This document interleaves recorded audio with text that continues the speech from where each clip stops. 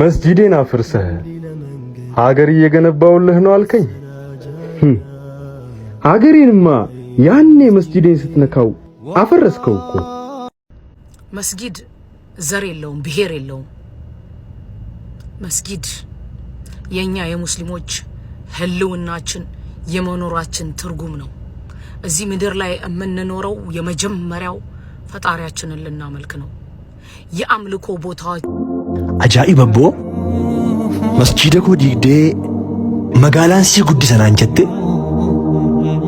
ኤላ ጋፋ መስጂድ ኮ ዲጉ ካቶይ መጋላ ኮ ሁንደረ ጀላ ዲግዴ ዋሂ መስጂድ ሀራላቱ ተላላሙ ህክማን ንቀቦ ሀማን እንጀራሙ ቢሮ ሙሚንቶኔ ወሊተጋ አኒን ከሌሰ መስጊድ isa fagenyatti gubateef boohina dadhaban harda gaafa qe'ee kiyya dhufu maaliif callisa waan ana bira ta'eefi waan ullaa koo ta'eefi harda ozooti argitu diiganii boru ammoo ozoo ati itti salaataa jirtu wajjin si gubani kaardhaa gabbaate yoo hin dubbatin gaafii tokkoon sinaa gaafadhu masgida diigdanii magaalaan isin ijaartan tuni tami mannummaan otiin utubaa malee baaxii irra kaa'uuf deemtan kuni kami gaafii kiyya kun